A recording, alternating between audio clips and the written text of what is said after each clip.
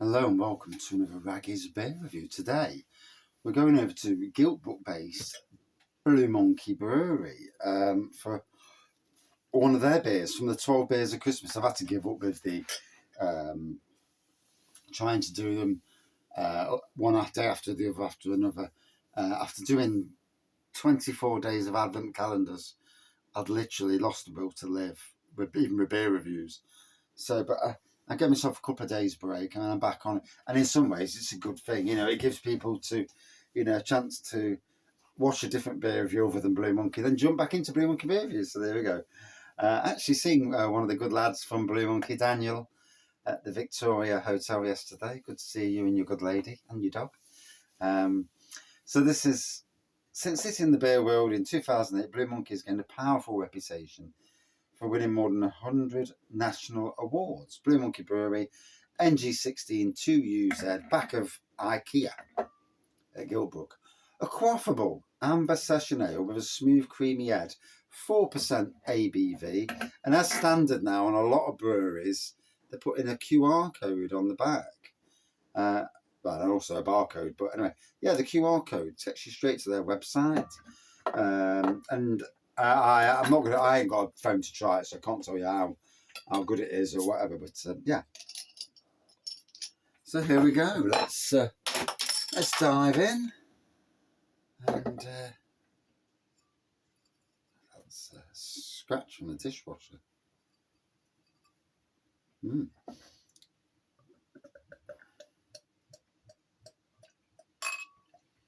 So I last had this on cask the other week over at the Blue Monkey pub, the Organ Grinder in Arnold in on the outskirts of Nottingham, literally the closest organ grinder to Raggy's beer reviews. I poured it that good, I've got no head. Can't win, can you? You pour it normally, spews up like an absolute swine. And then I'm apologising for 20 minutes because I can't do a proper beer review quickly. Or quickish. Now I've poured it out that good that, yeah. And it's not cleared as quick as it normally clears. So whether it's bottle conditioned or not, I'm not 100% sure. It normally clears faster than that, to be fair. Amber session ale. Yeah, I normally think it comes quite clear. Sure, I had it in the pub and it was clear. In any case, white pour. I'll get it a swirl round in a minute. Once I've gone so far down, I'm not doing it like other people do and swirl it and get it all over the floor. My floor's christened with more beer than a little. I'm surprised I've even got a floor in the shed still.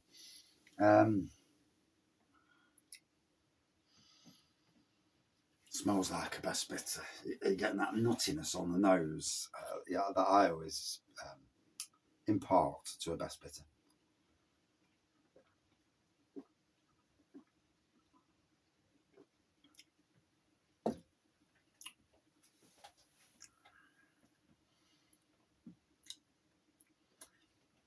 Must be a bit bottle conditioned. I can't remember it ever looking like that, to be fair. I'm sure somebody from Blue Monkey will contact me and maybe it is bottle conditioned. Yeah, it's not the standard look that I would expect from Primate. Tastes decent though, so that's really what matters to me.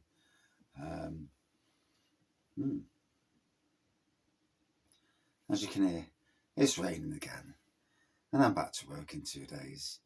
And lovely long break. It's been a 19-day break from work.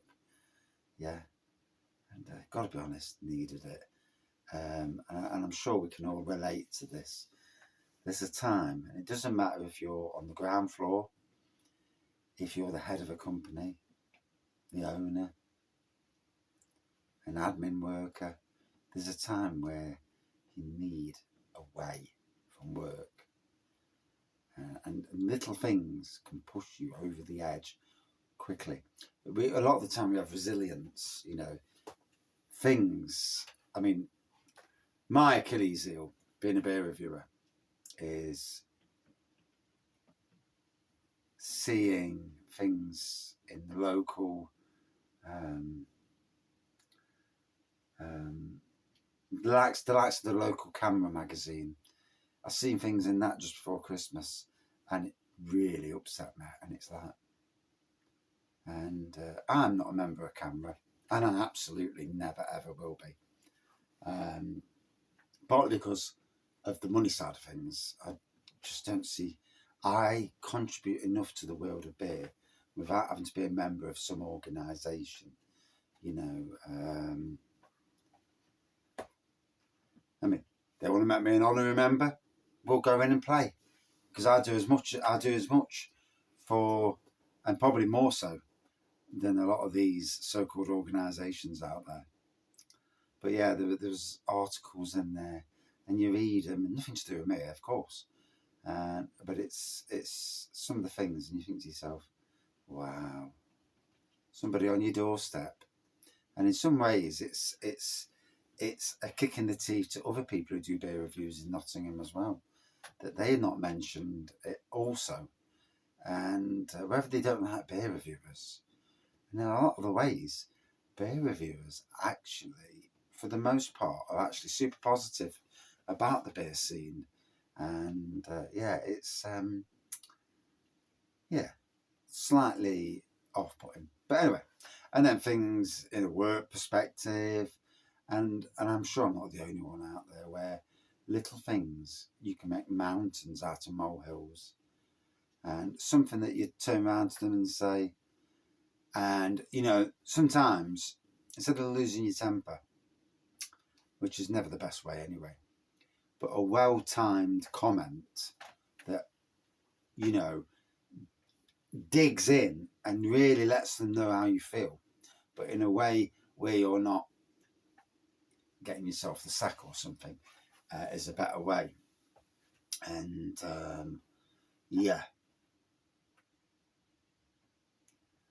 and I just hope when I go back on Wednesday that I don't hear things that push buttons on me and make me want to say something. And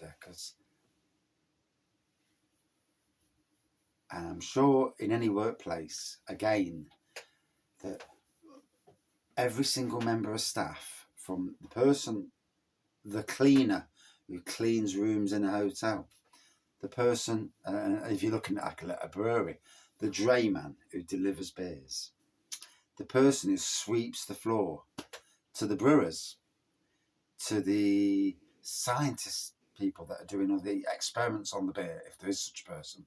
Not every brewery has them sort of things, obviously. To the social media people, to the sales people, to the managers. We all like to be treated fairly, don't we? And right, and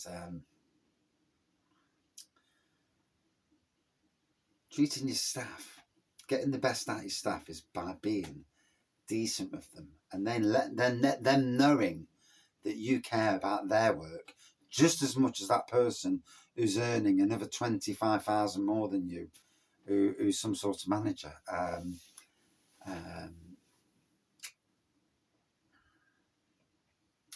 And it's those things that needle me, because being a gardener, I see everything that happens on the outside, but I also see a lot of people standing around talking, doing nothing on the inside. And and I do mean doing nothing and talking. And productivity is like, where's your productivity? And maybe I do too much work for my money, and I need to calm down. And I suppose as I get older, I will. But will I even be in the gardening trade the older I get? Will I think to myself, yeah, is it worth me going into? I mean, I look at the brewery trade, and I see people who are in their early 60s still brewing. Obviously, they can't do everything like they could do, but digging out mash tuns and all that sort of stuff, when you've been a gardener all your life and you're used to hard work, it's not really a hard thing to do. Washing down and all that. It's all about the job you love, isn't it? Good thing I love doing gardening. So, for some reason, not cleared as much as I would have expected it to. Still slightly hazy. I would have assumed this to be clear. Sure, it was clear the other week. Still getting a nice white head on it. I'm going to give it a swirl. Not too much. Yeah. Strange. I obviously mixed up the sediment in the bottom.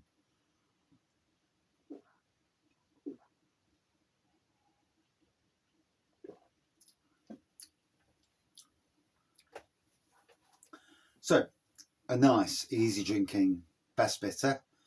4%, tastes like a 4%.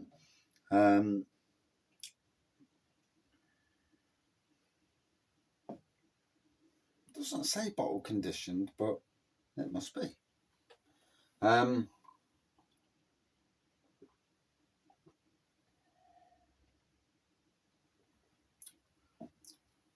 No issues with taste.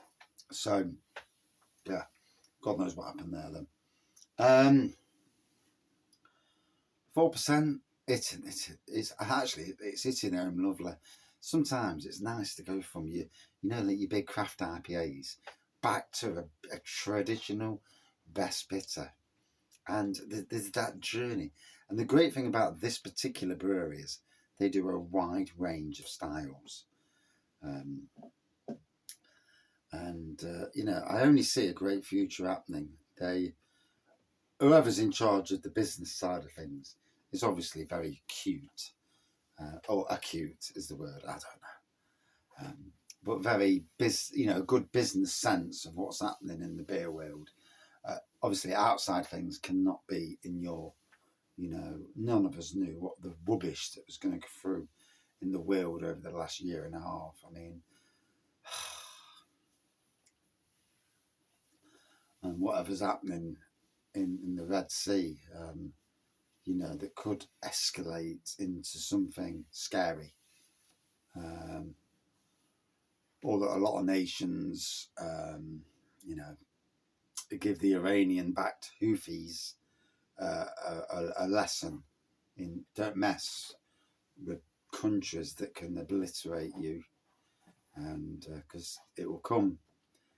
You can see it, can't you? You can see what's happening, and in a lot of ways, what's happening there. Money is the biggest player in the world. Money is more powerful than everything. And these big countries that don't like each other, once you start hitting their boats, even by mistake, then they come into play. And it's frightening. Escalation can happen. Stupid. Anyway, let's not waffle on too long.